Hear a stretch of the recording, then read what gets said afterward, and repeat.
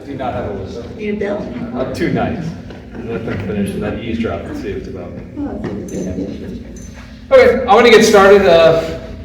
Welcome. It's I know it's right before Christmas, in the middle of the holidays, so I wasn't sure who would care enough to show up for a town hall, but I don't like canceling any of my town halls. I said I was going to do one every single month, and here I am on the 12th town hall of 2023. First 6 for 2024 are already scheduled. You can find that on YouTube, and not YouTube, on Twitter and Facebook, my Substack. First one's going to be late January in the new Lakewood Ranch Library. The first time we're doing one there.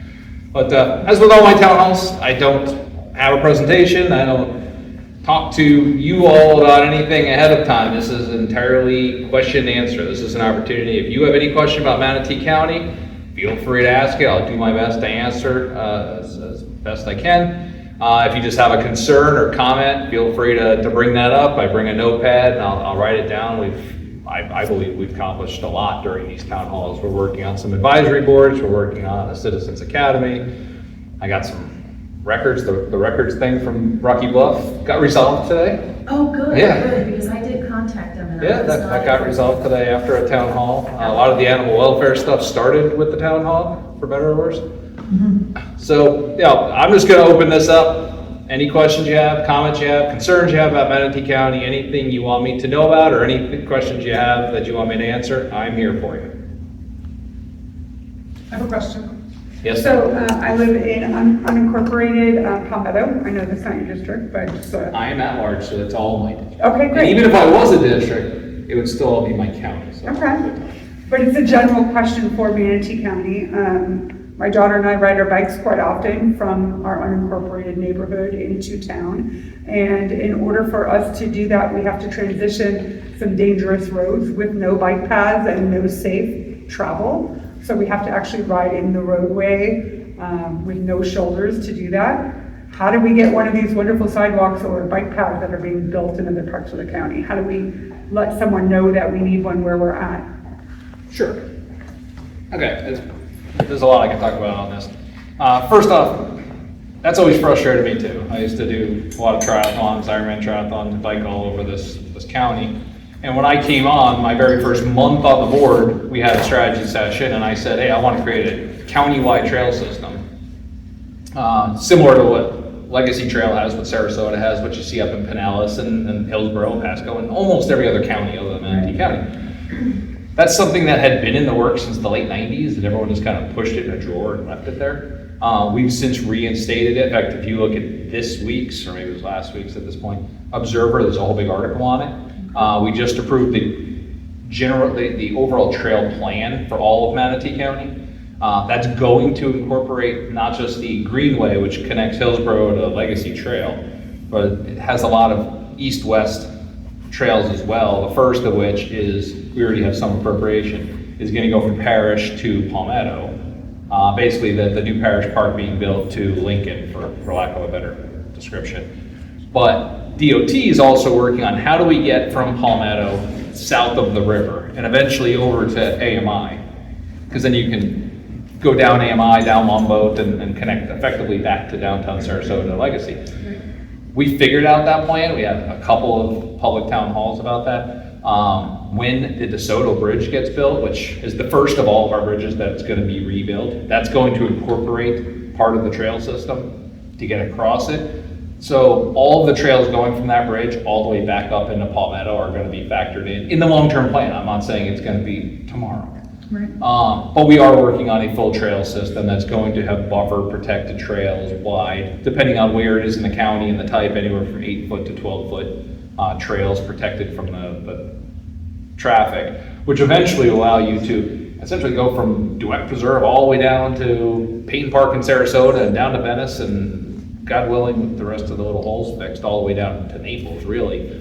And then cut all the way across north of Erie, all the way out to Palmetto, and then all the way down across the bridge, and then it goes south of Manatee Avenue all the way over and connects up to the causeway out to AMI.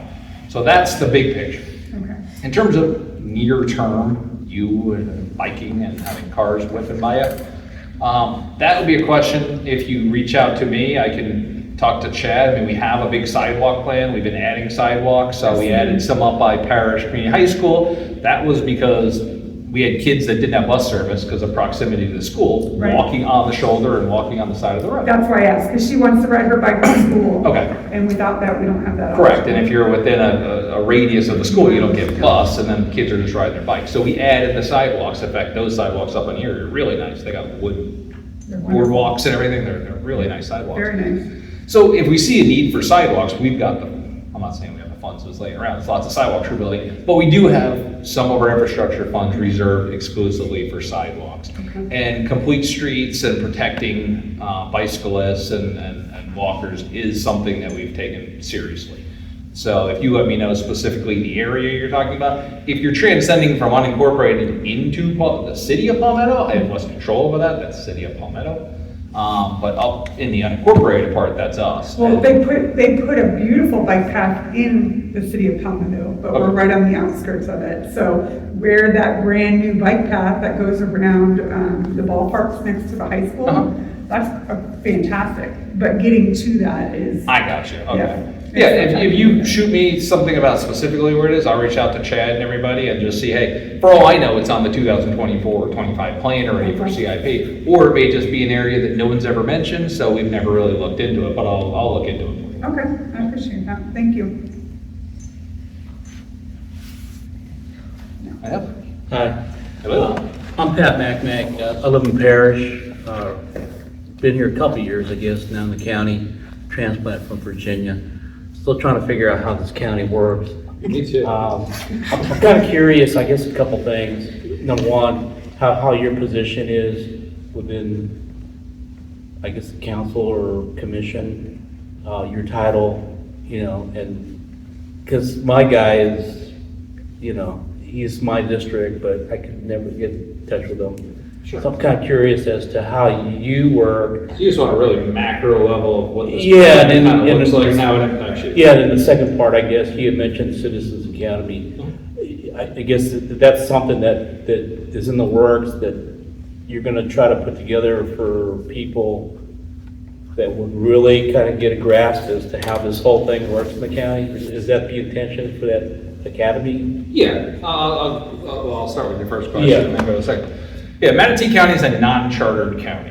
In the state of Florida, we have to follow Florida statute and Florida Constitution. If you create a charter, you basically get to supersede that, well, at least parts of the Florida statute and Constitution, and dictate your own way of governance. Like City of Bradenton, City of Palmetto, they're all chartered. All cities are chartered by definition. I believe 22 counties out of 67 are chartered, so they get to make some of their own rules. We're not, we're non-chartered, so we have to follow everything in the Florida statute. Florida statute, for non-chartered, you have to have 5 districts with 5 commissioners that live in that district and are voted on by that district. So you live in Parish, you're District 1, which is Commissioner Satcher. He has to live in that district, and you and your neighbors are the ones who get to vote for him.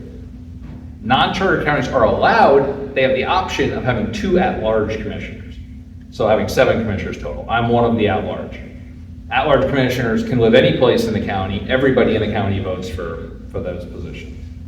So that's how you have a district commissioner, but you really have 3 that are effectively dedicated to you because you have Commissioner Satcher, then you have myself, Commissioner Beard, who are the 2 at-larges. So everyone has 3 people that to some extent, were voted on by and oversee every district. Below that, we have our county administrator, county attorney. Those are my only 2 employees. The only 2 people I can hire, fire, review, do anything with. And then they've got their staff below them, which right now is, like, let's call it 2,300 people across 12 different departments. We oversee general policy, and the operations of the county is done by the county administrator, not by us. So if you have questions about things, like for instance, trails, you bring it to me, I can't go out and tell Chad, for instance, to build a sidewalk.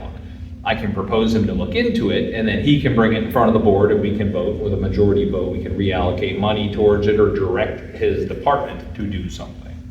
But unilaterally, we do not.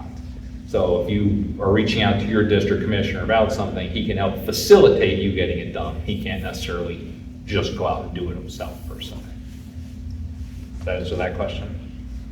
Yeah. I mean, it's a very broad question, so I'm trying to give you a broad answer. If you have a specific part of that, before I switch gears. over Okay, to citizens. I alluded to the fact that I couldn't get a hold of my guy, Mr. Satcher. So if I wanted just information as to, something, say a project that's being proposed, developed in my area and parish, and I just wanted to get information, how do I do that? I've already reached out with a couple of emails since August, and have not gotten response back from anybody, whether it's, a person assigned to that, I guess it's a case manager or caseworker or something that's assigned to that particular proposal. No information. Waited a month, sent an email to Mr. Satcher.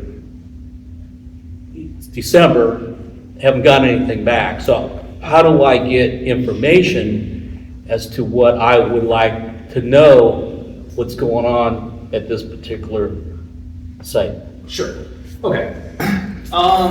Whether or not something gets back to you or not, I can't speak to that because everyone's their own person.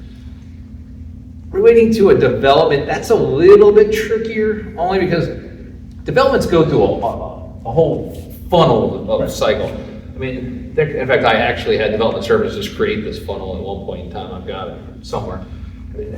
Say 100 different projects are even contemplated. Of those, they go and they get their caseworker and go through their pre-app process and say, hey, I'm thinking about maybe doing this on this site. I want to build, it's Manatee County, so odds are it's going to be like a car wash or self-storage. Right? And from there, they're going to look at the wetlands, they're going to look at the zoning, they're going to look at traffic to see if it's even viable and if they can modify it. Then it gets to the next stage, and then it goes with our actual planners, and they fine tune it. Then it goes to planning commission, then it comes up. The project you're talking about can be in any level of that. If it's a real project, then we as the board don't get that information until like a week before we vote on it. In fact, by Florida statute, it's quasi-judicial, so we actually act, for all intents and purposes, as judges. So we're not even permitted to have outside information. We're only supposed to be able to ascertain and vote on something based upon information presented to us during the land use meeting. So you may be asking about something he just literally doesn't know about solely because we don't have that information. Like, they don't give us that information. We could see the funnel. We could see, okay, these things are going through some level of discussion. We can look in the future and see a hearing. All it will say is a case number, and maybe it'll have a title or something, but it doesn't have any information. So that's not information he may even have. Your best bet, and again, this is going to be development specific, is to reach out to whoever the person is who's handling that application. But whether or not they're willing to relay information depends on where it is. Because they're not going to say, here's the site plan. It's a private developer with private property. They can't just disseminate their private information. Some of that is, I'm building this hotel. The last thing we want to do is send you that information. Turns out you're a hotel developer and you come run and buy the parcel next door and build the same Marriott before they get a chance to. So development's a little different because there is some proprietary nature of what the developers are doing. It does go through a lot of changes, so we don't like to send out misinformation of, hey, they're building 500 units, and then by the time it gets to us, they're only building 150. So that's a little different. So your best bet is if it's not far enough along, you're not going to get information. I'm not going to get information because it's just conceptual. If it's far enough along, there'll be somebody in development services that's overseeing that, and they'd be the best people to talk to. If you want to look into a particular one, reach out to me. I've got business cards I'll give everyone on your way out the door. I'll happily look into it. I have access to a GIS map. Well, technically they're public, everyone does. Yeah. And if it's far enough along, you can click on the site. It shows up red on the map, and it'll give you the contact information and the general idea of a business plan. Okay. But if you shoot me an email, I could shoot you that link, and then you'll have the GIS map, just bookmark it. And that's what I was telling people. Come and say, we got these little signs, I can't read them. Like, no one expects you to read them. I'm not putting up big billboards, and people will scream about big billboards.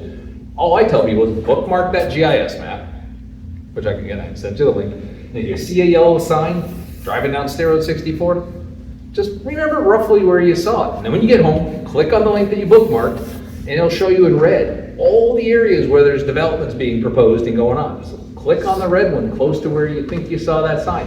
Now, thing will show up and it'll say, here's who the applicant is, here's the stage it's in, here's the general business plan that's being proposed, here's when the land use meeting's supposed to be. It'll all show up. You don't have to read the map, that sign. Just remember where the sign was and then click on the bookmark link and I can send it to you. Okay. The case manager doesn't necessarily have to respond. Like I would have been satisfied saying of her, she said, can't disclose at this point. Do you remember what the project was? It may be one that I know enough that can at least Yeah, explain right. why you didn't get a response. It's right at 301 and Harrison Ranch Boulevard. There's 2 corners. It's originally was supposed to be the storage unit. It's a little bit of retail, and then somebody had mentioned that they said something about they were asking for a 390 unit apartment complex, which kind of concerns, the residents there in Harrison Ranch, because there's no traffic signal right there at the Harrison Ranch and 301. You got a development across the street, Silverleaf, and, the traffic. I know the it's area. big My traffic. son goes, we live south of the river, my son goes to Parish Community High School and plays hockey, so we drive past it all the time. So I know the intersection you're referring to. I don't know the specifics of that Yeah, development. they put so I- stakes, they cleared, bush hogging, and put stakes. So it kind of concerns, the residents there saying, so what's going on? And, I go to the HOA, they don't know anything. I go to the CDD, they said they don't know anything. Yeah. And so, we're concerned. Like I said, I'll give you a card, I'll pull them out now, so I'll forget.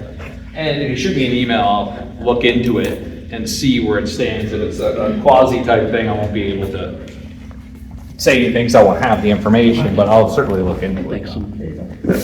He was talking. I got a second question. The Citizens Academy, real quick. We talked about this, I think the last 2 town halls. A lot of counties and cities have Citizens Academies. I use the best example, if you're involved with the chamber, is we have a leadership manatee program that goes around and basically you sign up for it. If you get in, you have a law enforcement day and you see all things law enforcement. You've got agriculture days. Well, a lot of cities and counties have something similar for free, and then they cap it at 30 people wherever a session, where citizens can come and kind of learn all things county related. So maybe you go out to like the landfill and the dam one day and see how your utility system works. And then one day you go and sit with development services and understand the basics of everything we just talked about and how that works. We used to have one way back, before I got here, we had one, or before I got on board, we had one. And then just kind of went away. I don't know if it went away because of COVID, or it just went away because of lack of interest, or people just didn't want to do it. So I've been pushing to reinstate that. I've already talked, like I said, the last 2 town halls it's been brought up. So I met with the county administrator about 2 weeks ago. I've been emailing him prior to that. And it's something he's looking into. I'm gonna have that on the January 9th agenda to discuss it broader with the board to try to get buy-in to have staff work on reinstating that. Because there's a lot of, we're a growing community, and every day more and more new people come.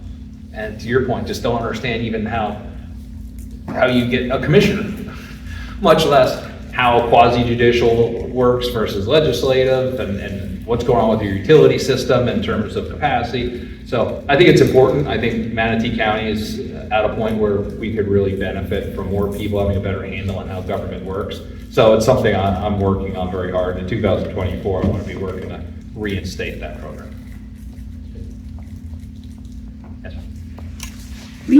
I graduated from Port St. Lucie, what we call City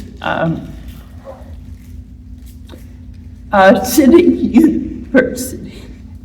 And it was just like you said, it was 8 weeks, I think, maybe 5 or 6 hours a day. But we learned about each department in the city. And I kept my binder. I actually still have it.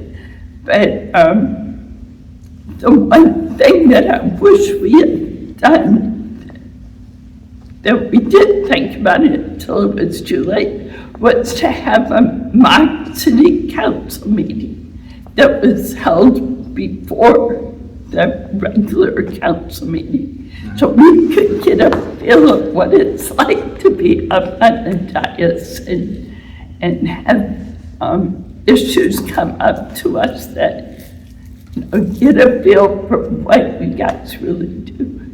But since it We'll get was Glenn to come and yell at you? it was the first one, so we didn't think about it. It was under neighborhood services. Yeah, and that's what I've already proposed. We put this under neighborhood services as well.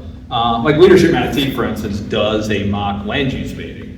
So they use the chamber, and in fact, the last few years, I've been the chair for it. So somebody who understood the process was there, and then the people from leadership would act as the rest of the Board of County Commissioners for the land use, and they'd act as the applicant, the attorneys, and so every year, leadership does a mock land use. So doing a mock regular meeting could work. I mean, I guess the question would be what the topics would be, but it's an interesting suggestion.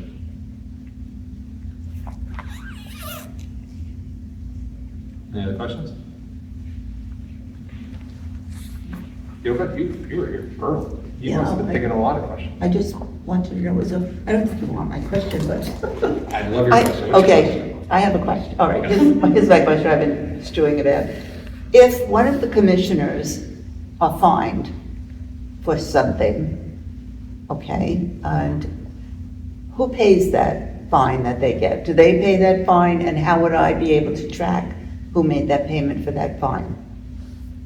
Very specific question. There's no real answer to that, because I'm not sure what you're referring to. Fined for what, like not returning a library book? No, fined because. I know we're fined for it. That's where I was gonna go with that. Yeah, no, that I understand. No, if a commissioner is fined for doing something that is not permitted the commissioner to do, and they're fined, who pays that Sure, fine?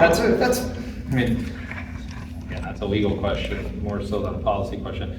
My understanding, I'll preface it by saying my understanding, Okay. not the county attorney, is if you're fined or if you have to get legal services out of pocket for something that you're accused of doing wrong and you're effectively convicted of it, like if it's proven that you have in fact done something wrong, therefore you're fined, then in theory, based on Florida statute, that individual commissioner or elected official is supposed to bear the cost of that out of pocket.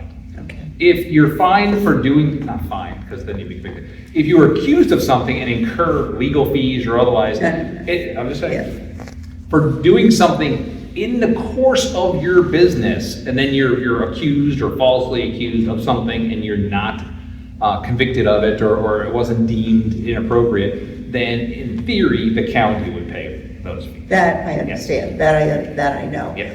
And that, But I'm just saying, that's my understanding Right. from the county attorney, Okay. that if you're actually convicted of something or proven that you did something wrong, then it's supposed to be borne by the individual. okay, and then, so, let's track that back a little bit. Who would collect the fine that has been I guess whoever fined the person. the person? No, I'm saying whoever fined them. I mean, that's a broad thing. I mean, are you being fined by the ethics board in Tallahassee? Are you being fined by the clerk of the court? Well, Are you being fined by- I'm not gonna talk specifics about a specific case. Okay, Because it's not appropriate, I'm not an attorney again. Right, I'm not gonna right, speak right, about right. somebody. Okay. I'm trying to keep this as broad of an Okay, answer as got it. possible. Oh, you know, whoever collect the fine, I mean, I guess most fines around here be collected by the clerk of the court. clerk of the court, Steward. okay. Yes. Well, yeah, I've sent her some FOIA stuff on other things, she's very cooperative, I love her. No, Angel's. She's very a good cooperative. person, yeah. I So agree. her staff also. So, yeah, we've done some big on voter fraud, so, yeah, Our clerk of the court office yeah, does a good job. they do. Okay, so I'll send her a request. Is that your only question? That was my question. It's a big fine. think about this. Any other questions? All right, you come every single, well, you missed the last one. I know, I apologize. But you actually did text me real well.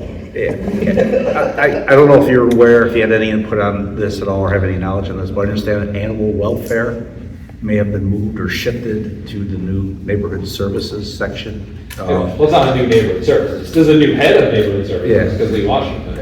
Any thought on why? I mean, because animal welfare, as we called it for 3 decades plus, was always under public safety. And it seemed like a good bridge, having obviously code enforcement under public safety, and a lot of the animal welfare issues are code kind of related. I was just kind of curious as why that. I'll give you my understanding and best guess and thoughts behind it. I mean, I support the move. There's a few other things we're working on moving over there. Part of it is we're trying to expand neighborhood services to effectively be the things that affect the community of the neighborhood. Like we're talking about moving transit over there. Animal welfare, and I think how you raise the question is part of the reason why I think we're doing it. Code enforcement's code enforcement. Whether that code enforcement has animals as an ancillary reason behind that code violation, it's code enforcement. Animal welfare, and we changed the name to animal welfare on purposes, its core function is the shelter, it's spaying and neutering, it's overseeing bishop, it's helping with adoptions and adopt-a-palooza. I think it almost got too into the weeds where it was treated as a code enforcement thing, and it shouldn't be. I mean, first and foremost, it's supposed to be taking care of the animals that we intake and working on getting them fostered or out of animal welfare and taken care of in the process, in the interim while they're there. So I think that's one of the reasons we did it. We're trying to make it a little bit softer department because really at the end of the day, we're supposed to be like cuddling dogs, not kicking down doors because somebody's hoarding dogs. That is code enforcement, and we still do that, but that doesn't need to be overseen by animal welfare. That person could be doing just about anything behind those doors. If you violate code enforcement will take care of it and still will. Right. That's not getting transferred over like, Sarah Brown, her team aren't going and busting somebody like that one up Palmetto, where I guess that guy's on the run now or something. They were involved in it just because it was animals, but I'm like, why? Why are you even involved in it? Other than the fact that if we would have went in there and had to take those animals, they would have been transferred over there.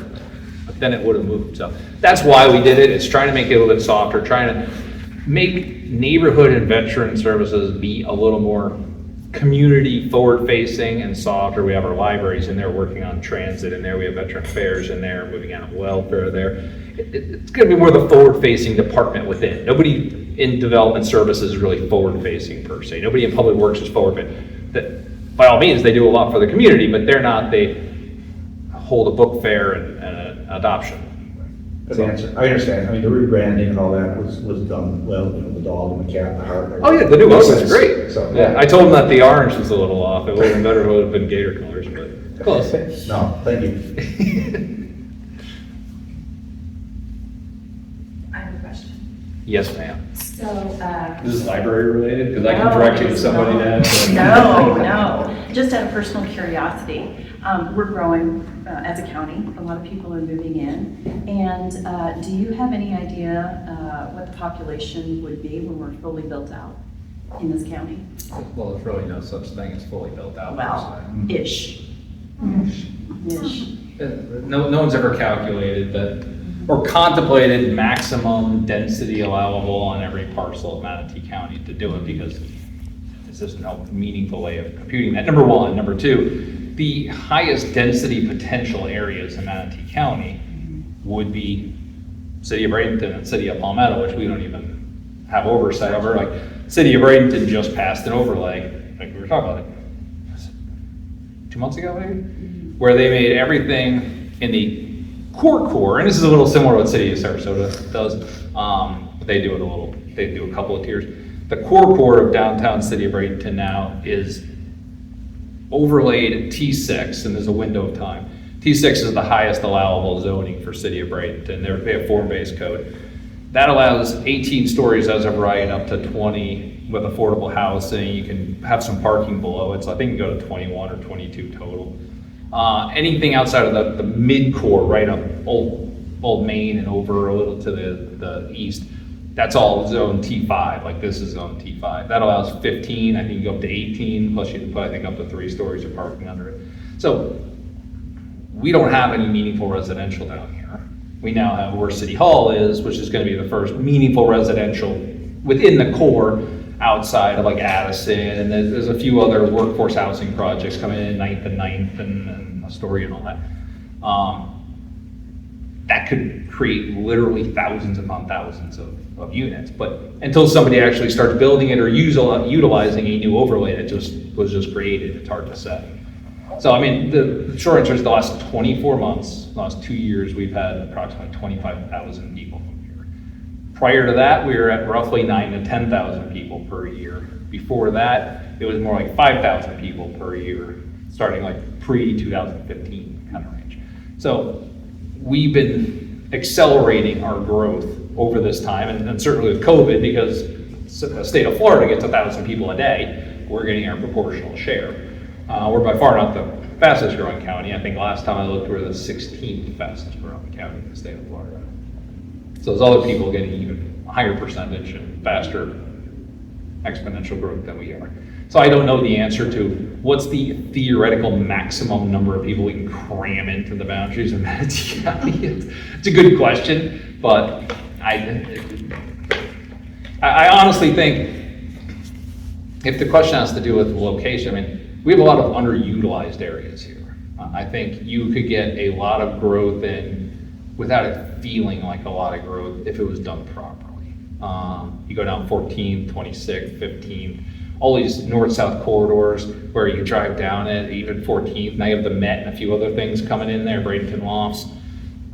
The Met was on top of what was an old motel, and then it was a vacant lot. Now it's 199 units.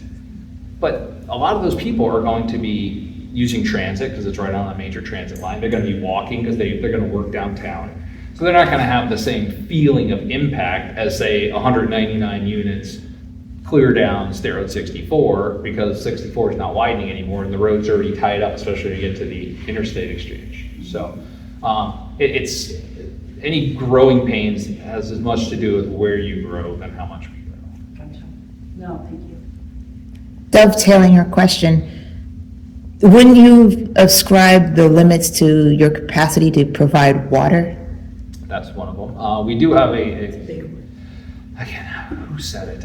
I was just at a conference and they made a comment that Florida's not running out of water. We're running out of cheap water. We're always going to have the capacity to provide water. The question is, how much is that going to cost? We've talked about this at some previous town halls, and I've mentioned it in some Substacks and stuff. We're a member of Peace River Water Authority. I've been on that board for 3 years.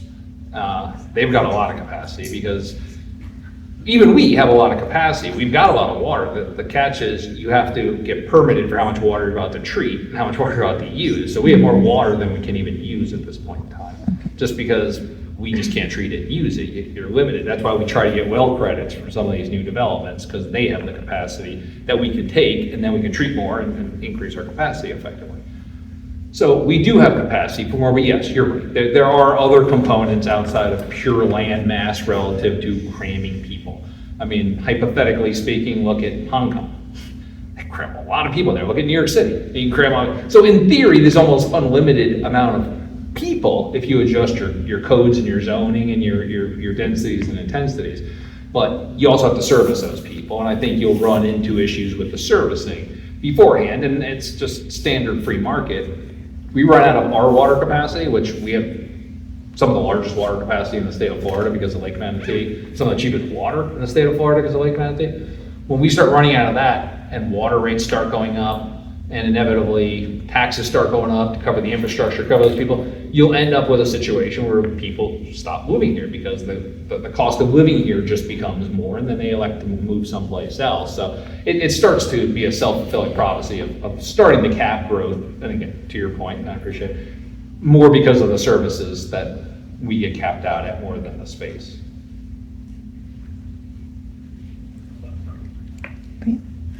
I have another question. Knock yourself out. All right. I applaud the purchase of Crooked River for conservation. I do remember, though, and maybe it was actually you making a comment balking about a bigger property that would have come out to far less money per acre than what you guys spent on Crooked River, because it seems a little bit small for 11 million. You're talking about the Wisnat property. Yeah. Huh? I did balk at it. We all balked at it. In fact, the county ultimately balked at it. Because nobody gave us a clear idea of what that was. That was actually multiple different parties all trying to purchase that. Now, some parties backed out of it. Some parties wanted to take advantage of cheaper pieces for their piece and make us subsidize it with more expensive pieces on our piece. There's a lot more to it than just balking at that. And again, I even proposed still doing a conservation easement on it to monetize a portion of it. I said from day one, we'll get more bang for a buck with the LMAC funds, with conservation easements. We're ever gonna get buying Crooked River and all that stuff. Because you can put a conservation easement on for pennies on the dollar, well, maybe not pennies on the dollar, but certainly a lot cheaper than direct acquisition, and you don't have to maintain it. So it doesn't tie up your operating reserves and operating expenses. So if my big push on this, and I've sat with Charlie Hunsinger and his team multiple times, and we pulled out maps, is to try to create a full-on wildlife corridor from Myakka State Park all the way up through Duet Preserve and all the way up to Little Manatee to help with the state of Florida's push to create a full wildlife corridor for panthers, wildlife in general. A lot of that land is not acquirable. It's family land. They don't want it to be acquired. Some of it's usable land for ag. So I've been pushing to use our funds more towards conservation. And I proposed if that was something that they were interested in, I would be interested in. Because at one point we were talking about possibly putting that Greenway Trail system through that parcel. If they still wanted to look at that, I'd happily look at it. I've talked to Charlie and all them because if everyone saw in the news, the Dakins are putting their property up for sale. That's 315 acres. We've reached out to Jerry because I talked to Elmac and Charlie about possibly coming up with a conservation easement on their property because they've, at least in theory, stated they want to keep it ag. I'm like, oh, here, take 10,000, I don't know what the number is, whatever, 5,000, 10,000, I don't know what conservation easements out there going for.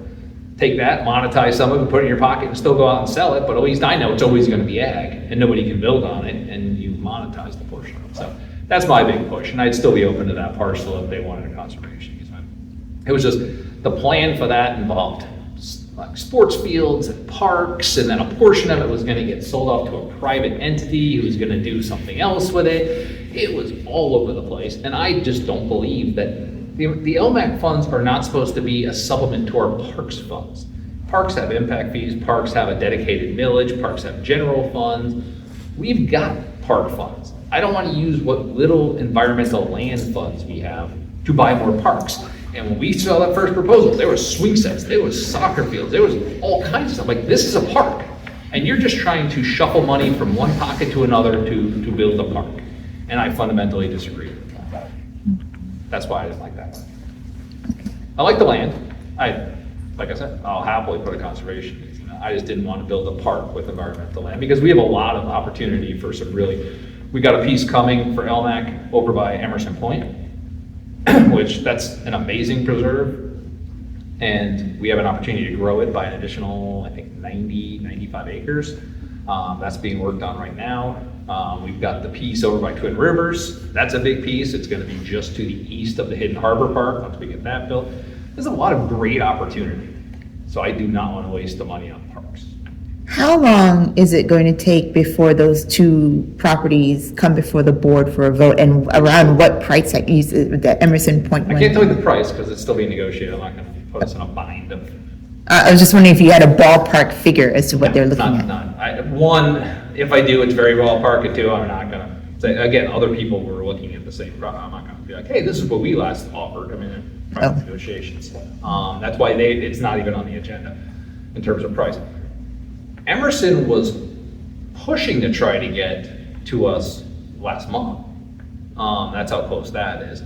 Twin Rivers had a few legal things it was dealing with. My guess is, I would say, in the first quarter of 2024, within the next 30 to 90 days, both of those should, barring any issues with negotiations and finalizing, both of those should come before the board for final approval. All the diligence and everything's done. Okay. So they're near term. Do you have any I mean, I know it's staff that's doing the negotiation, but I think, what was it, $165,000 an acre is what Crooked River ended up being? That's a number I saw somewhere. Tell me if I'm wrong, and please correct me if I'm wrong. But that seems high, don't you think? I'm not an appraiser. It was fully appraised. We had 2 different appraisals done. That's where it came out. They agreed to sell it to us at appraised value. All right. I mean, it is developable, future land use UF3 waterfront property. So, I mean, what's the market value if somebody wanted to buy that to build, man, that's what, 30-something acres? I mean, even UF3, you can probably build between 90 and 100 homes there on the water, which if anything, I would think $165,000 an acre, that's $50,000 a home. Typically, the rule of thumb is land's 20% of value. I mean, it's actually not a bad price for a developer. It's expensive, don't get me wrong, for what we're intending to do with it, it sounds expensive. But if we just said, too expensive, we're not buying it, and then some national home builder came in and said, I'll buy it, and then he started slapping up homes, everyone would have screamed, why didn't you buy it? It is what it is. We're subjected to market as anybody else. Nobody's coming to the government saying, hey, government, you look like I can do you a favor. That's not how it works. Yeah. Do you have a question, sir? Good lesson in capitalism. What's that? Good lesson in capitalism. That's how it works.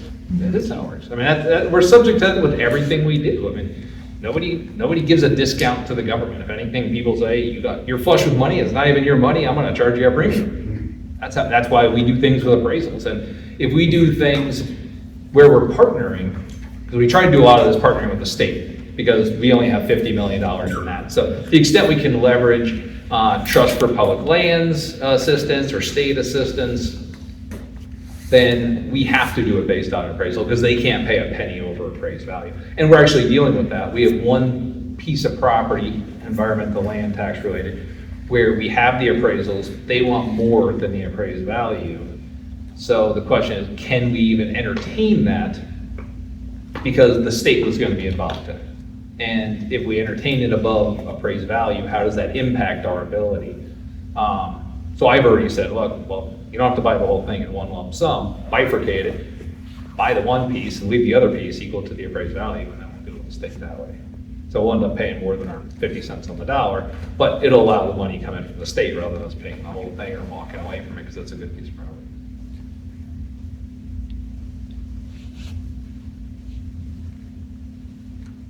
I got a question. Village of the Arts area, WCOM. At the MPO, the last Citizens Advisory Committee meeting, they were talking about some of the walkthroughs and stuff like that they're doing through there. I know that that's like an intergovernmental project, because there's city, there's county, there's even school district. I think Rogers is over there. Is there a timeline for that one? Like, I know it's like in the beginning stages, but. October 9th? Yeah. Over by LECOM? Yeah, LECOM. I know, because I know LECOM wants to be competitive with like Premier out east, and they don't want people to go all the way out there and for baseball fields or something like that, but Yeah. I'm not sure how much the county's involved. I know the school district is to a degree, and I know the mayor is. They're taking some of our money, so we're somewhat involved. But, I mean, my understanding, this is just based on my conversations with, say, Mayor Brown and just general knowledge of what's going on based upon, because we allocated, I believe it's $2.5 million from the ARP towards that LECOM expansion. Our money was more geared towards the fact that if we built another baseball field over there, we would hit the number of field requirement to start bringing in big tournaments and having big camps and all the things. So it's an economic generator type play. The big plan here ultimately is, what the issue right now we run into is, and then once they start building out downtown more, maybe it's less of an issue. You got downtown, and then you almost have a dark area. When you walk past Suns and Connect and all that, it's almost like a dark desert. Nobody likes to walk between here and when you get to, say, like Motorworks or Village of the Arts. And then you got nothing until LECOM. The ultimate intent is to streetscape all of that from Motorworks all the way down to LECOM and create more of a vibrant area there, redevelop it, use some of that blighted area, underutilized area to create an entertainment district and residences over it, and really get that going, because then it gives someone a reason to go from downtown to there. And then work on with Steve Herrick and other people, they own a lot of that land there around Suns, trying to connect that difference there. So that's our involvement in it. It's more City of Bradenton because it's their zoning and it's their plan. But we have been involved with some nominal amount of money. I have sat with them and talked about some ideas, because ultimately what we need is downtown to expand out, not just be Old Main all day long. And so if you look over where like Central Cafe and Askira and all that is, like the old downtown area, there's a lot of things in the works right there, not to a point where they've announced them or anything, so I'm not gonna go into it, but there's some stuff in that corner which could be an amazing corner, and then you have the Riverwalk connecting all the way there. Once you start getting downtown expanded out there and out to Lecom, then you're starting to open up some areas where you can start getting some real development and some real activity downtown. So that's the extent of my knowledge. I know that's the plan, is figuring out, that's why they try to bring the scooters in for 3 weeks. Because there was no place to go with them. Like, you go take the scooters up. It's not very walk, I mean, I remember, we were looking at some of the pictures, even some of the new curbs that they put in are already eroding because of the flooding issues that they have and whatnot, so it's not there's a lot of work that has to be done. I think that's what they were talking about as far as like, I guess the CAC is involved to a degree as far as like Project Zero and like, how can we prevent certain things, because when it's baseball season, it does get pretty crowded down there. And, and their main issue is the school's right there. So if you're starting to do a lot of construction, you're starting to do a lot of other things, you got the kids walking home or buses coming through there. It could be, there's Manatee County, unfortunately, is one of the top in the whole state for car accidents, pedestrian deaths, and major bodily injury and all. And I mean, it's just unfortunate, but that's just the way it is. That's what I know. On Cortez, they did all those crosswalks, which they're still trying to get people to learn how to use them, but we gave them like 20 of them. But a lot of that, I think, I don't know, that's something too maybe the county can help with, is public education, right? Mm-hmm. There's people who aren't going to read aren't going to read, right? But I think even like, that's something that maybe is more a state level thing, but we have so many issues with motorcycles. Florida's perfect. It's year-round weather. You can ride all the time. It's mostly flat. I will say it is flat, so it's perfect, but the problem is people aren't really educated enough. When you go get your endorsement for the motorcycle, you take the class, and that's fine, and then you go get your license. And some of these guys have been riding their whole lives with or without the license. But the problem really isn't so much them as the cagers, right? It's the same thing here. How can we spread public knowledge, Is there something we can do at a state level to add more motorcycle education in your regular driver's, ed course, for your Class C, to help you be more preventative and drive more defensive? Or is there something like the county can do? Like with that area right there by Cortez has actually been very efficient. Based on the numbers from 1 year, it's actually helped. It's just a pain in the butt for the people who have to drive it every day, but it actually has helped to prevent some serious accidents and serious bodily injury and even some pedestrian deaths. But some people don't even know what the lights mean. So how is there a PSA campaign, something, in heavily congested areas that the county is well aware of, that can do? Or even, I'll take it a step further. Communication is key. Like, I talked to some of the 311 people, which they did an amazing job during the hurricanes this past, but there's always hiccups, right? And they had some staff on there that had Spanish abilities and stuff like that. And I told them, like, try to get someone that does French Creole or something. We have a pretty significant Haitian population in that. Yeah. Right? It's not, That's been looked at in the past, because Reggie was big on trying to get that going. Yeah, but it's like stuff like that, like what PSA campaigns, and I know right now you guys have a very excellent, marketing person or team that puts out these nice videos and pretty graphics, but how can we do it in a way that's going to reach more people? Because not everybody follows the Manatee County government page. You know, not everybody knows how to use social media, not everybody knows how to, so are they, you know, I know we use public spaces a lot, like the libraries and heavily trafficked areas, or even private partnerships with, you know, community partners and stuff like that. I don't know. These are just things that come up, that I think, are We can talk about that. low-hanging Yeah, fruit. we'll You know, see. they're kind of low-hanging fruit, but I think it would be effective in the long run, especially if you do it when it's not crunch time.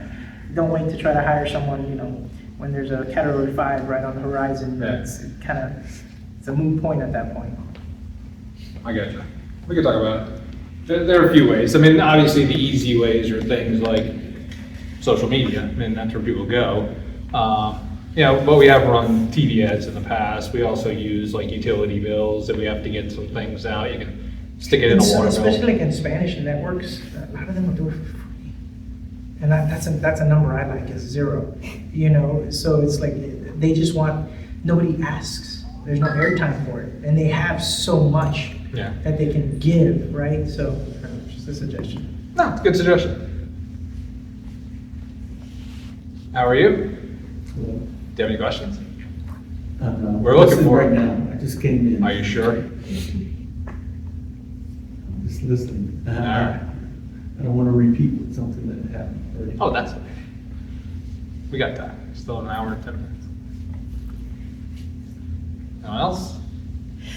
I don't have a question, but I just want to say thanks for, I watched the presentation on the traffic light preemption. As this gentleman's talking about getting around this county, you know, it's difficult with pedestrians, with emergency services. Trying to navigate is extremely difficult. So when I watched the presentation that Chad put on, I was pleased to Yeah. see the board supported 7-0 to move forward to having at least EMS to navigate a little bit better. So, thank you. Yeah, well, I mean, again, there's only so many roads we can build, but, you know, we have to get emergency services across this town, and we can't get across the town. It's like, the ambulances certainly can't if we can't. So, it was a good program. It's a pilot test for the first $1 million. And they laid out, I think it was 15 different segments or something, that we're gonna test it and see how it works. I'm expecting it to work well. I mean, there's no reason why it shouldn't. And if it works well, then we'll work on trying to come up with the funds, whether it be local funds or state and federal grants, to try to expand that. You know, it's one thing if we deal with congestion and show up a few minutes late to a town hall. It's another thing if they show up late when they're coming to get your Pushing the money. can down the road, you talk about periodically, that's been pushed down the road for nearly 25 years, because we looked at a program at Reed Creek, Disney, because Disney controls all their access points, and we looked at it back then. So I was pleased to see that we're making some strides on that as well. So thanks Yeah. for supporting that, as well as the other 6 that voted for it, so. So along that same line with traffic control and things like that, the circle that's going in Palmetto, yeah, what's taking so long? Every day I drive through there and there's nobody doing construction and nothing is moving, and every morning I try to get to work. And do you know it's faster for me to ride my bicycle to work the 6 miles than it is for me to drive 6 miles there, which is absolutely pathetic. And I go past the high school every morning on my bicycle and it's still faster. And every day I come through and no construction workers, nothing's happening. I don't know who's doing it. I don't know if it's State job, us, isn't the it? county. I don't know if it's. Well, the county doesn't have the people to do it. I mean, we hire that out. Let's go, man. So, and I don't know who's doing it or the reason for the delay. I mean, sometimes there are delays, like we're doing Washington Park.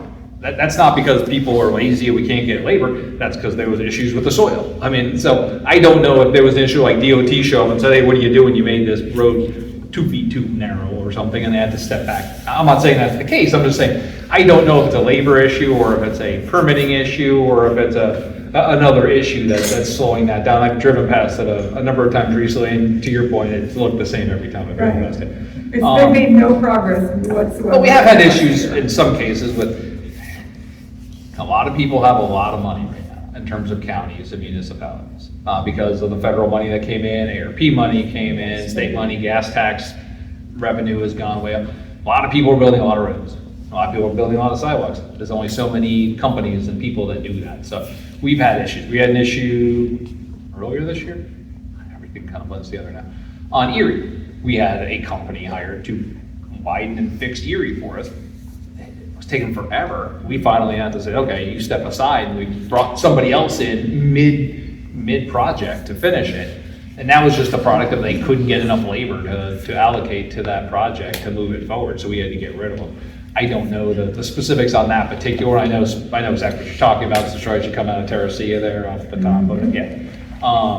I don't know why that slowed down, but I agree. I've driven past it multiple times. I shouldn't be able to get to work faster on my bike than my car. It's just really. I appreciate you taking your bike. But I need a sidewalk to get there. So the sidewalk would help. I know you're holding this over here. I mean, it definitely helps, so I'll be. But I don't know the answer specifically to that project, but I do know what you're talking about. But there's a number of reasons. At no point in time do we intentionally say, let's stop this project in the middle just to upset people. Right. Like nobody's Seems ever, like that. as far as I know, nobody said that on purpose in the Right, county. but I keep hearing proposals to put more in, and I keep seeing more popping up throughout the county, and I'm like, well, how come they can get a circle in like months, and it's been forever, I mean, just forever, and we can't get our circle completed. I mean, it's just ridiculous. You know, I've seen 3 or 4 circles pop up in the time that they've started that construction in East Manatee. I mean, it's crazy.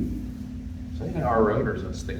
I don't know. It's I was gonna say, because that would have Yeah, something I'm to not do with sure. it. I think it's where 19 and 41 merge, so I'm not sure. That's hitting that's hitting a couple of different It is. pockets there, so that might not be a county thing. I mean, we'll just punt this one. I don't know, but it's really, really lagging. It's really taking way too long. I hear you, I get it.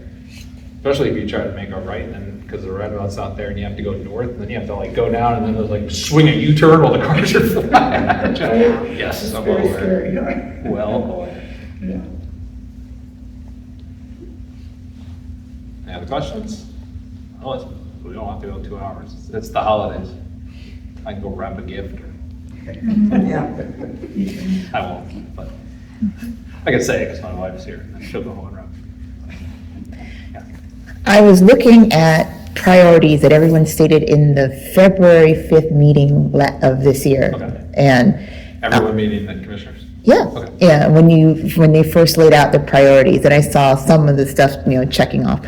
What are going to be your big 3 priorities next year, excluding the trail system, because I know that's working, that I count that for this year's project. So what are your big 3 things for next year that you'd like to get done that happen? I don't know if the trail system counts as this year. We haven't even put a shovel in there. Okay. My goal is to see a shovel in that ground. Like we have not.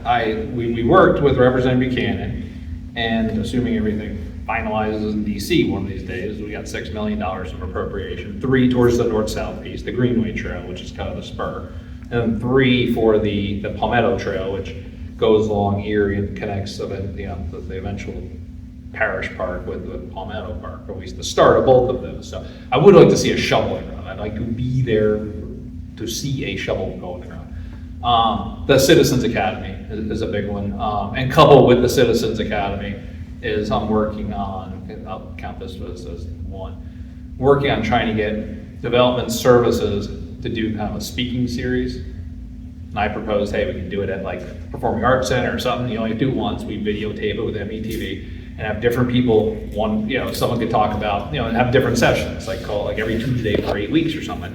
And someone could talk about the general development process. Someone can talk about impact fees. Somebody can talk about utilities. Somebody can talk about quasi-judicial versus legislative. And people can come and ask questions and hear, and that way we have a series, and you record it, you put it up on YouTube, and as people move into town or people just have questions, they can learn how the development process works here in Manatee County. So the Citizens Academy, which I'm already starting to work on, and that are a big one. I think we don't provide proper information to people. We almost make it so people don't know how government works on purpose. Case in point of that, which is not one of my 3 priorities, but we had somebody at one of my town halls, Rocky Bluff, saying that they wanted to get information because we proposed that the public was going to be involved in how the comp plan was being rewritten or updated. We didn't even give anybody any information. You couldn't be involved even if you wanted to. We had like a couple of little town halls that no one paid attention to, and you haven't heard another word about that thing. we've got an existing comp plan. We've got raw data of how that comp plan was put together. We have raw data about the changes it's made in the interim. We've never provided it. So I talked to people internally and said, hey, you can't tell the public they're supposed to be involved and not give them the information to get themselves involved. So I said, this is the kind of stuff that needs to be on a forward-facing public site. Do a data dump on all this stuff about the comp plan and changes and rules for it and proposals, and put it on a site so anybody can go on and look at all this information. And that's something we're working on now, because people just need more information. That one for Rocky Bluff, they were gonna get charged a lot of money for records to get information that I said, this isn't public record, this is public document. I mean, they have every right to it, and they've got it for free. And so that's the point of, we need to get more people informed and give more people the ability to make themselves informed if they choose to. I can't force you to learn how the county works, but I can give you the tools to learn if you so choose. So the Citizens Academy and the development series is a big one. The trail system's a big one. And, you know, honestly, the third one is, we just need to keep chipping away, gearing up for how this growth is gonna work. I mean, we gotta figure out how it's gonna get paid for, the investment fee studies being done, the impact fee studies being done, the comp plans being worked up. That's gonna take a lot of the oxygen out of the room in 2024, because all three of those are big ticket things. It has to do with where the future development boundary is. It's gonna have to do with where our core growth is gonna be. So that's gonna be the main focus 2024. That's not gonna be near term, because all the studies have to be done first, but I'm guessing we're gonna start having some workshops and preparing, so when that information comes before us, we're ready to act on it. So I would say those are probably the three big things, the trails, gearing up for all of that growth-related study, and it's all coming at the same time, and getting everybody more informed with seemingly easy things we can be doing, we just haven't done. Advisory boards, development service, the academies. So those are probably the big three things I'll be working on this year. Kind of piggybacking on what he said and what you said about the entertainment district. I would love to see that. There's just nothing to really do here. Go see a movie, go bowling, that's about it. So, and even if you're talking about preserves, put an amphitheater, and it wouldn't have to be anything fancy or shiny new. If Swanee outside of where is it? I know what you're talking about. Yeah. Big music festivals and stuff. Yeah. I don't think we have a space for that. Multiple, and they have one stage, that one amphitheater that's permanent. It never moves, and it's rustic as could be. There's, you sit on railroad ties, you know, that are down levels, and the other stage is it's on the truck, so it's not permanent. But you know, look around. If you have it at a preserve, you can do something really rustic and have it big enough for concerts and festivals. Yeah, that's not something we could do per se in a preserve. For a couple of reasons. One, the preserves are fully built out, and if I start chopping away at mangroves and trees to build an amphitheater, I'm gonna get yelled at. Second, we don't have enough parking in the preserves. That said, there are some people looking at some places for amphitheaters. I proposed to the person who bought DeSoto Square Mall that it needed a big open, like Central Park style green space in the middle, and to put some sort of amphitheater where people can come out for fireworks and 4th of July and for events there, because it's 55 acres and they're only looking at maybe 6 buildings, at least the last version I saw. It's lots of extra space. There is some level of amphitheater being looked at for the parish park.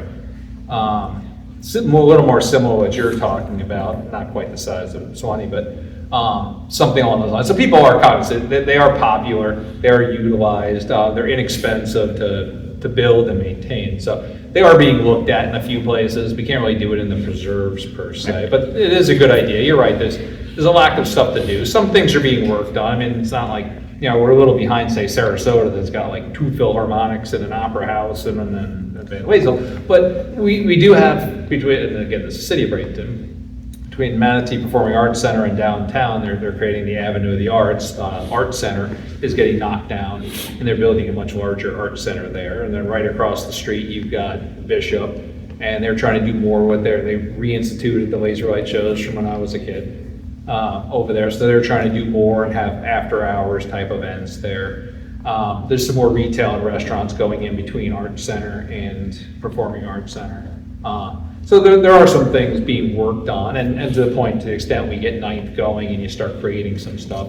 But you're correct, there's a lack of stuff to do, especially off of the island. There's a lot to do on the island, that's why everyone goes out to the island.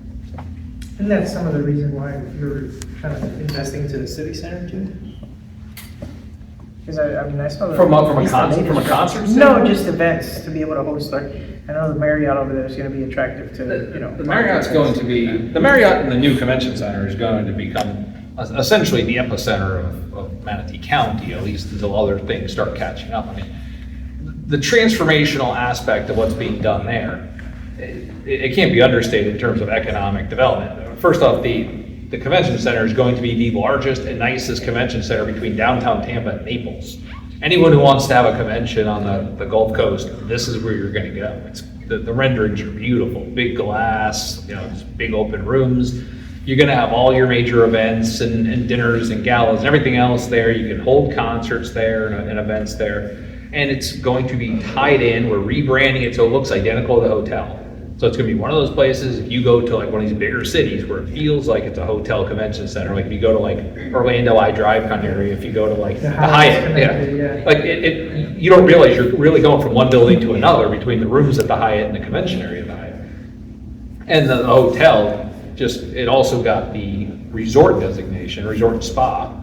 So they're building a whole spa there and a pool with cabanas, and the front area of that is supposed to eventually have a full entertainment area with a number of restaurants and bars and nightlife and activities in front of it. So that little area right there is going to be I think the heart of what you see going on in Manatee County. And hopefully, the city of Palmetto starts seeing that and says, wait a minute, we could really transform 7th, and then we can get over to 10th. The CRA in the city of Bradenton owns like half of 10th. But you have John Wright's property, where you have D's. All the buildings across the street are all CRA owned. The county owns or the city owns all of that, and it's underutilized. So I think once you start seeing that hotel opening, you start seeing more people. It's gonna attract the right kind of investment as well. It is, and you're gonna get a lot more people coming into town, and they're gonna want something to do. I think you're gonna start seeing that transform Palmetto. I also think you're gonna see that start spurring on more of what they're trying to do in the city of They Bradenton. voted to do something with that property where the Shell was. I forget what the last plan was, but I know they went through with that. That went last Thursday? It was recent. Talk about the 5.5 acres? Yeah. But yeah, I think it was either last Thursday or Thursday before. I think it was last Thursday. That went for the final approval for city council, and they delayed it. Like, it got all the way to, it's negotiated, it's planned, the document was done. It was supposed to be like a consent formality, and it got delayed. So I was talking to Mayor Bryant about it. She's like, it got delayed. I'm like, oh, of course it did. So I don't know the status, but it's at the final stage. I know it's at because I remember when they were doing like the whole procurement process and bids or RFPs or whatever. Yeah, it got done. They picked who they're going with. That's the final plan. It has like, I think, 20 trailer slips that they are basically Yeah, building. the public, and then I know that they were trying to accommodate some of the, people that were concerned about parking for their. Correct. They're building 20 trailer slips for free for the county. And then there's 200 something units, there's retail on the ground floor, and then they couldn't build a residential over the old gas station just because even though it was brownfield and it got cured, they didn't want to put the residential, so I believe that piece was supposed to be a restaurant. Because I guess you could eat over a brownfield but not sleep over one. That makes better sense. Not environmental engineering, by any stretch. No.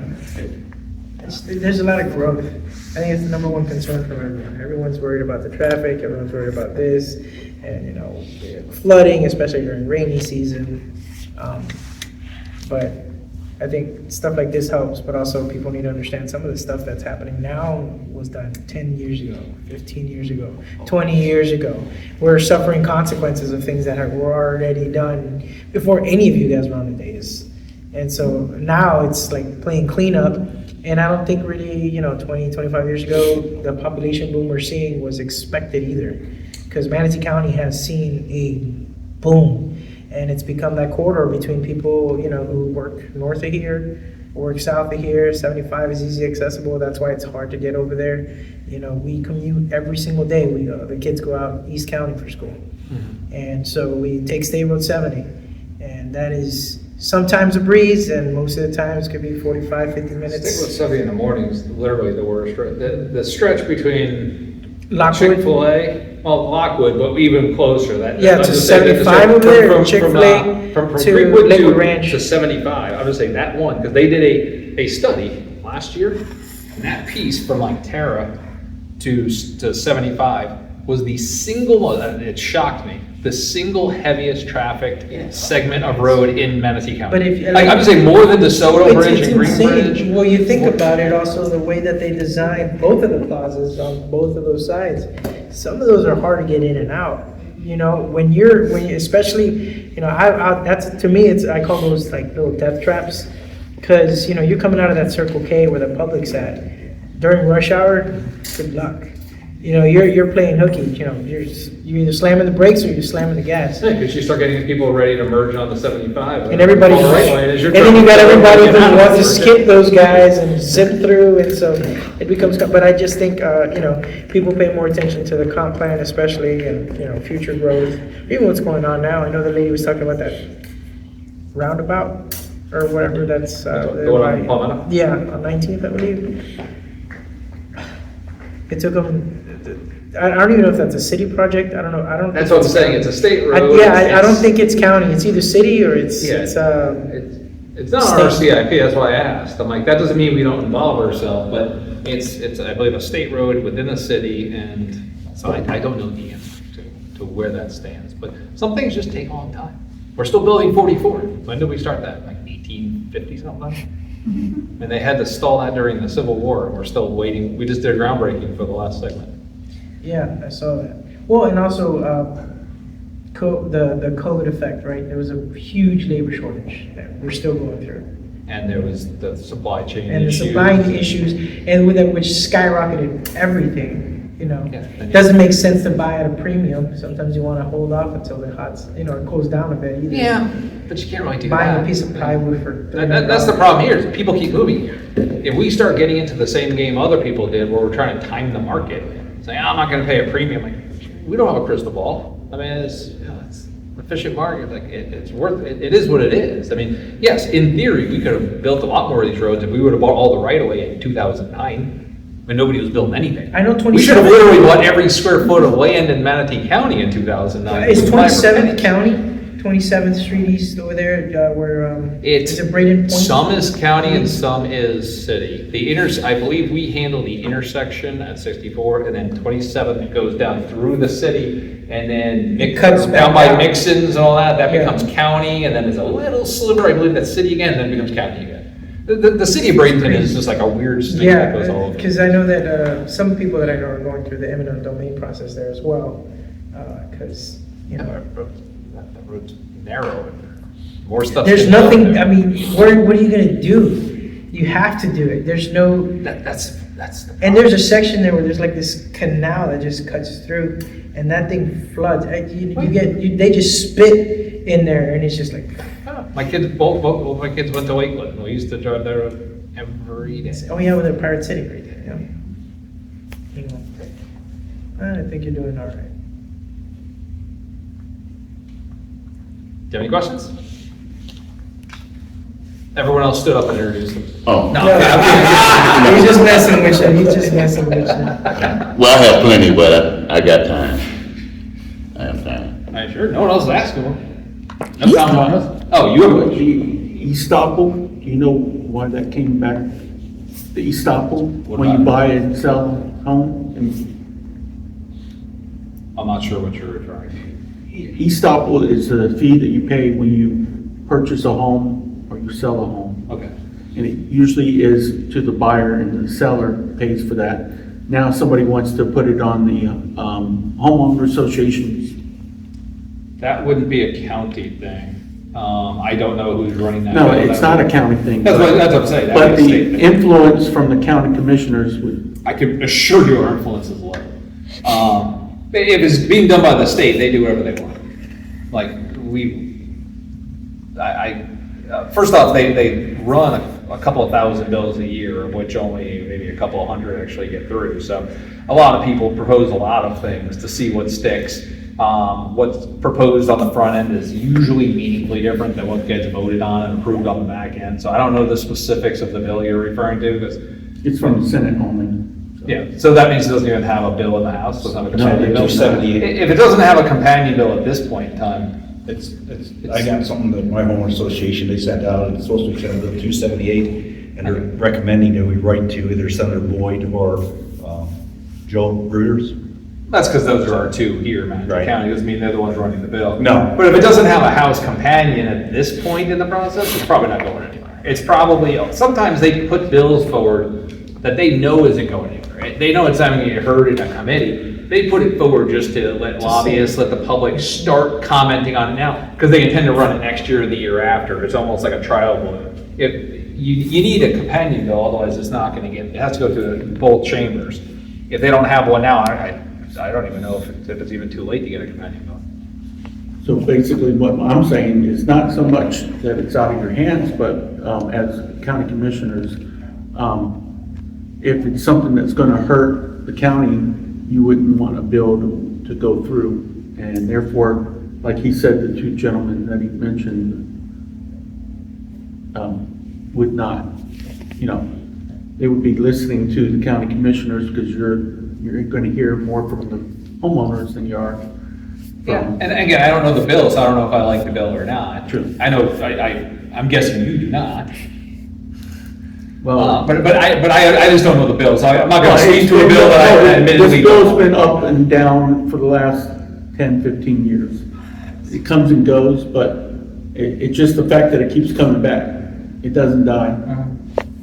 Yeah, again, I don't know anything about it. If we did, to speak more generally than that bill, because I can't speak to it, if there's something we as a county don't like, then we as a county can make a vote to send a letter to our representatives and delegation, or to the Senate President or the House Speaker, and make our voice heard. We go up to Tallahassee and we can sit with people and say, hey, you know that bill you're trying to push? We don't like this, and here's why. And they can listen to us or not listen to us, but we have done that in the past. I got us to send a bill last year about a pet weight thing relative to apartment unit sizes. We've sent letters about foster care funding. So we have done it in the past if there's a reason to do it. We also rely on the Florida Association of Counties as the main organization that effectively acts as the lobbyist and policy direction for all the counties in the state of Florida. And there's 40 commissioners throughout the entire state that sit on the board of directors. I'm one of them. So we vote on what policies we're going to be interested in. I sit on two of the policy committees, the tax and accounting committee and the community and public affairs committee. And we have multiple conferences where we sit down and we can propose things that we as a county want to see or we think is in the best interest of the state. And we as a policy board vote on whether or not to make that a priority for FAC, Florida Association of Counties. Then they have lobbyists up there all session long, going in front of everybody and pushing for some of these things. So if that was something that enough other counties were concerned with, then that would be the kind of thing that our best bet, our loudest voice would be to get that in front of FAC, have it put there, because they have a lot more pull as an organization representing all the citizens of the state of Florida than we do representing one small county. But I'll look into that and see what it is. Do you know what's going to go on from North River Ranch to the Hillsborough County? Is there any plans on any? I'm guessing more North River Ranch, but I mean, nothing's been approved. Did they put any utilities all the way to it? Because I was told the reason why it was never developed before the boom was because they did not want to put the utilities going all the way up to expand. They only did enough just off of Moccasin Wallow, and that's it. Yeah, I don't know, because, I mean, most of the land up there at some point in time has been rezoned. I know we had, when you start getting really close to Hillsborough, it gets a little quirky. We had a project come before us for rezone last year, maybe it was 2001 at this point, I don't know. Way up right at the border of Hillsborough. And all the public that came to complain about it were from Hillsborough. Because they're like, we could see the lights. I mean, you don't even live here. Like and it was like a 200-foot buffer between the Hillsborough border and where this project was going to be. But South Hillsborough has a very vocal group of people that don't want anything going. They actually had like a 6-month moratorium on any rezoning in South Hillsborough at one point in time. I think all the commissioners that voted for that got voted out of office. So anything north, when you start going, not necessarily north of Moccasin Wallow, because there's a lot north of Moccasin Wallow, because Del Webb's there, there's a lot of other projects there. You go up Carter, this project's up north, if you drive north on Carter, you're getting very close to the Buckeye area. There is things approved, like in concept, rezone north of Buckeye, between Buckeye and the border.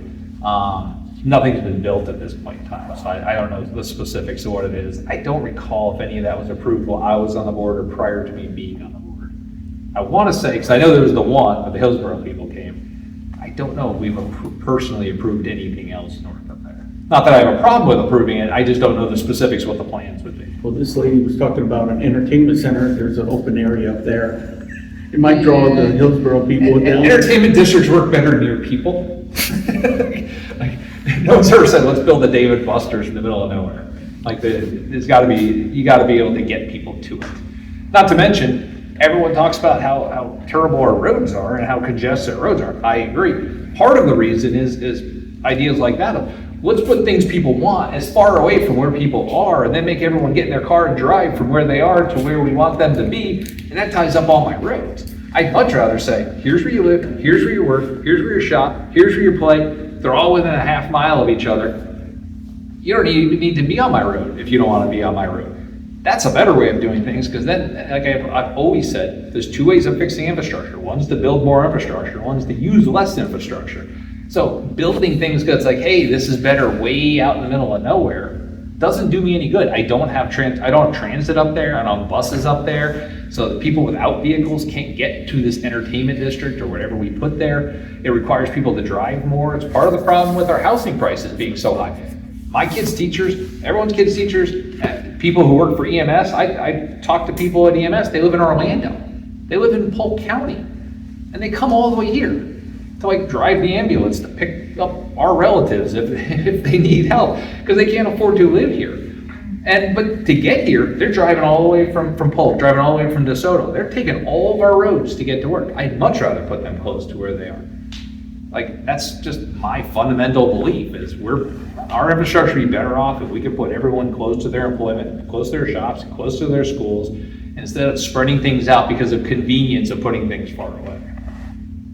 Yeah, but then you'll build the roads first before you get to the... No, I won't, because where am I gonna go? Unless I'm robbing a very, very, very large bank. I don't have the money to build the roads first. That's the fallacy of how the impact fees work. One, we don't collect enough impact fees. Two, I can only collect impact fees after someone pulls a permit to build the house that needs the road. And I'm not building the road faster than they're building the house. So I can't build the roads first because I don't have any money. The money I do have is building the roads for that project that was built 10 years ago, because they paid impact fees, and that was used to build the roads for the thing that was built 10 years before them. It's basically a pyramid scheme. I got a Ponzi scheme. I got to take money from here to pay this person. I keep doing that. That's what happened in 2008, 9, 10, 11, 12. All the development stopped. So all the people who moved into those fancy new houses in 2003 and 4 and 5 and 6, when there was that big real estate boom, they didn't get the infrastructure they needed. They didn't get the parks they needed. They didn't get the schools they needed, because when it came time for that next set of developments to pay the impact fees to cover all of that for them, there was no next development because everyone stopped building for 5 years. We had a moratorium just based on lack of financing and lack of demand. There was no impact fees to build the roads. I'm still fixing the roads from the people from 2006.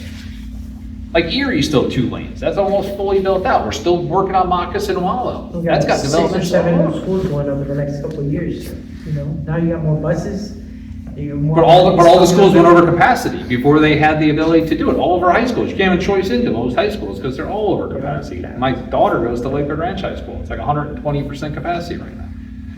That's just, the reality is I can't build things before people get there because I don't have the money to build it. And I can't get the money until they get there. That's the stupidity in how this entire thing is structured.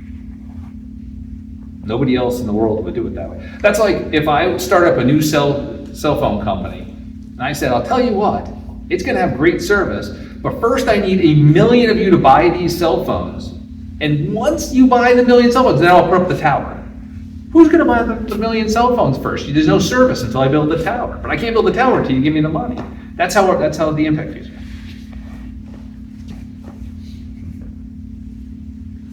I didn't make the rules.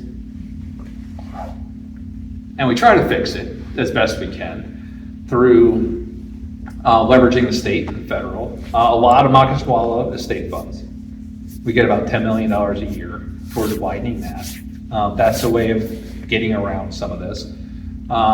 Fortunately, things like gas taxes and other things have been going up. Whether or not if EVs keep getting sold more and more, if that's going to keep going up and up, that's something that the state's also working on, is whether or not to have fees for that.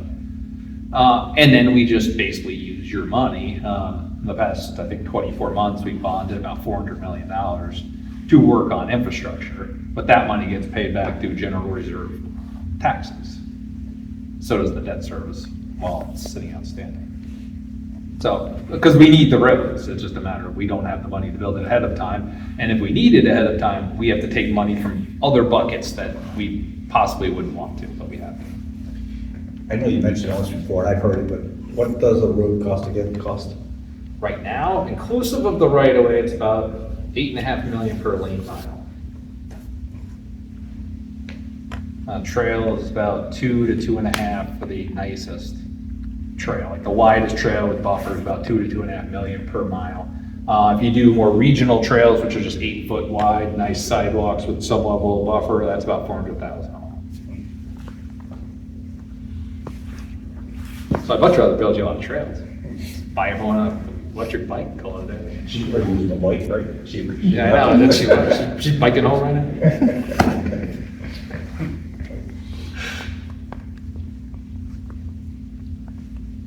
Anything else?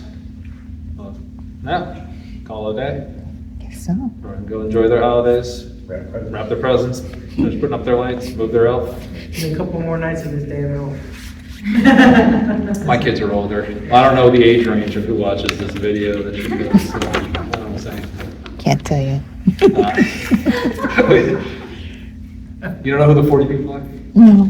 I know a handful. Oh, if you're watching this on YouTube, for Charlene, please subscribe, because she has 40 subscribers. She needs 50, apparently, to be able to do this live stream. There, you're welcome. Thank you. I subscribed. I did my part. Thank you. All right. Thank you very much.